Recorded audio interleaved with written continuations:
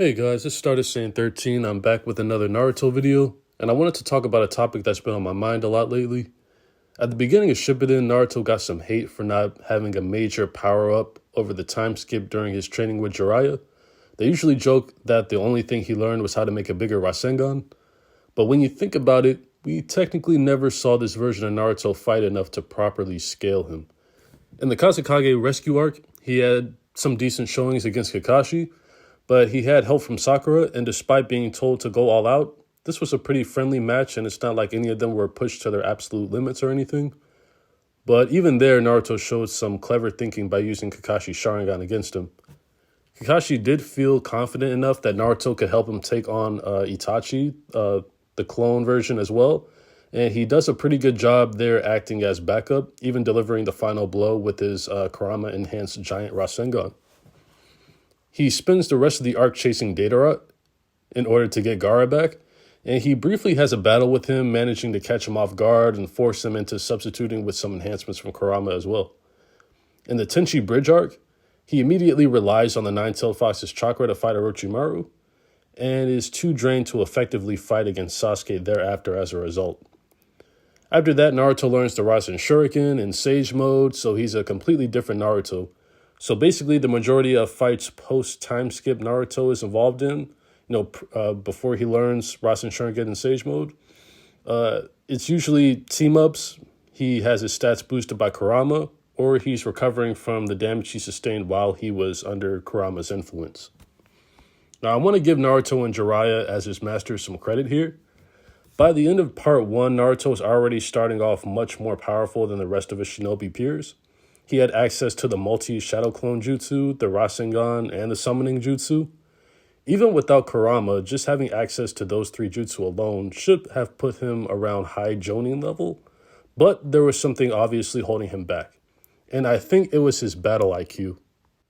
You see, Naruto had not been in a lot of fights that we know of where he was able to use a lot of these jutsu effectively in battle.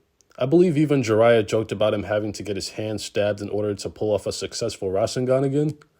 Same can be said for the summoning jutsu, which would be a massive asset for Naruto if he learned how to properly summon without having to rely on luck, mental amps, or Kurama. And I think that's part of what Jiraiya intended to teach Naruto during this time. Naruto didn't really need to learn new jutsu. He needed to perfect what he already had in his arsenal so that he could effectively use it in combat, and develop his battle IQ and experience to make this a much easier task. And more so, his mindset and approach to battle is what needed to mature. We see glimpses of this in early Shippuden, the way he uses his shadow clones a bit more skillfully, using it defensively and combining it with the transformation jutsu to counterattack. It seemed like Naruto learned to be a bit less wasteful with his chakra and more precise where it matters. He also comes up with a strategy to exploit the weakness of the Sharingan in his battle against Kakashi, which, while comical, was a pretty clever plan. Naruto always was an unpredictable ninja when he wasn't spamming the Shadow Clone Jutsu, so it's great to see him develop that here.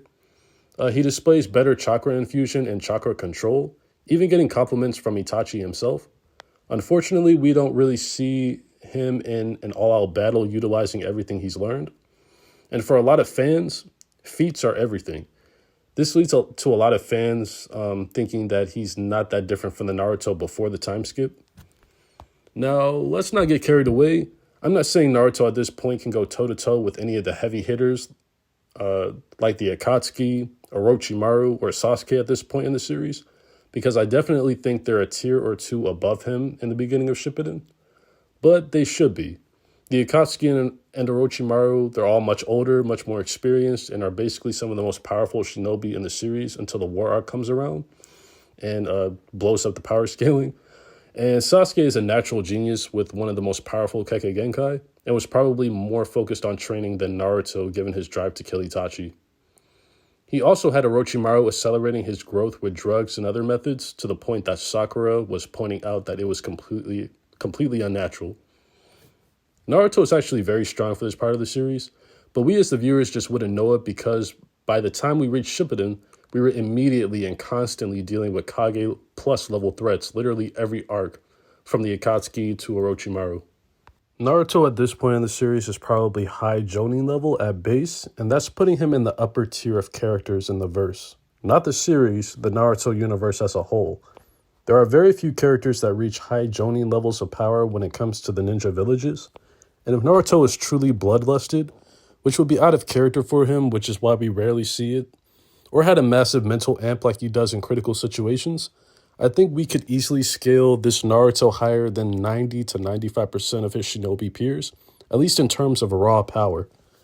I do think that if this Naruto had developed his battle IQ even more, I dare put him at low Kage level. Someone casually throwing out armies of themselves with access to giant Rasengans and having Gamabunta in their back pocket is pretty crazy. Even more so if Naruto had the precision to make it as lethal as possible for his enemies. But that does it for this video. Tell me what you guys think about Naruto post-time skip and where does he measure up? And while you're down there, please be sure to leave a like and subscribe. It really helps me out as a new YouTuber. And be sure to keep an eye out for other Naruto videos in the future. Thanks for watching.